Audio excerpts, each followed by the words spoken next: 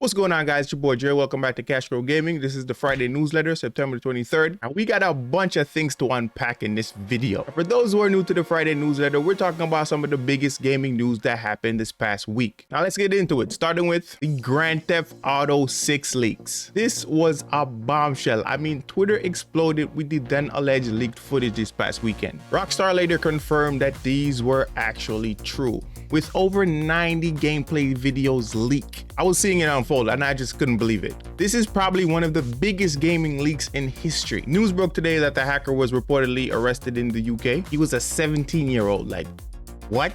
Now, in my honest opinion, I don't think these leaks really hurt the franchise. Anyone with a half a brain could see that it was unpolished. I've seen a bunch of people on Twitter that are saying they might not buy the game because of how it looks right now. I'm like, whoa, slow down.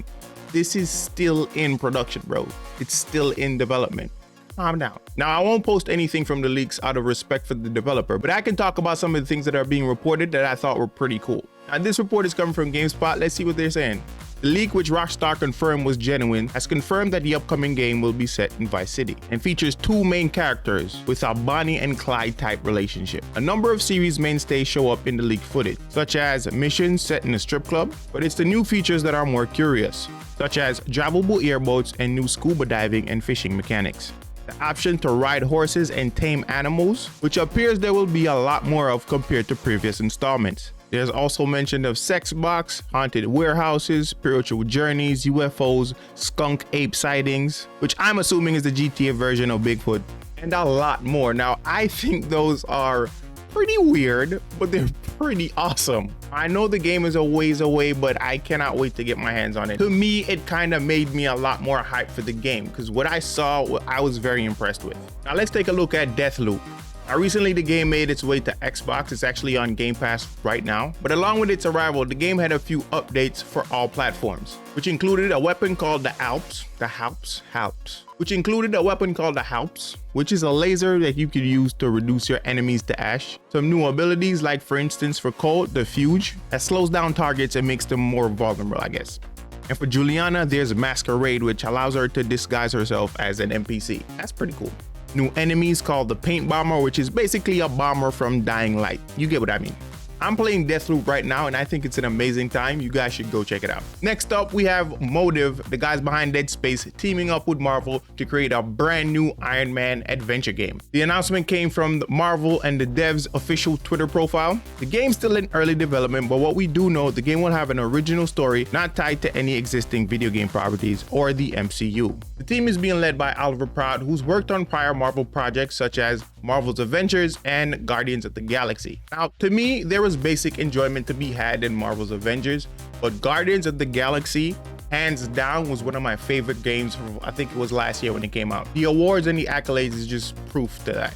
If they're gonna focus mainly on the story, hopefully the game is just as good. I hope they show the complexity of Tony Stark. I think they have a real opportunity to show off a side of Tony Stark that the mainstream hasn't really seen. Demon in a bottle, anyone? Now, following the announcement, the vice president and creative director of Marvel Games said, "We're thrilled to collaborate with a talented team at Motive Studios to bring their original vision of one of Marvel's most important, powerful, and beloved characters. Their experience delivering both established entertainment worlds and thrill gameplay, combined with their authentic passion for the armed icon, will fuel our quest to deliver a love letter to the legendary hero in the form of the ultimate Iron Man video game." Not quite sure, but that kind of sounded like they were hinting at the title of the game, or at the very least what they were drawing their inspiration from.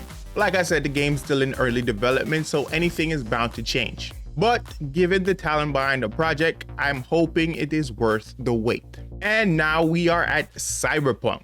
They've been trending this week because they've seen a massive surge in player base, likely due to the new story DLC that was released and the new animated series on Netflix. The game has seen an increase of a whopping 1 million players per day. That is crazy, especially considering its launch. Though the game has drastically improved since it's been out, with dozens of patches being released in the last year. Now, I was one of the few people that thought that this game was severely overhyped, and I think that kind of muddied the waters for the launch.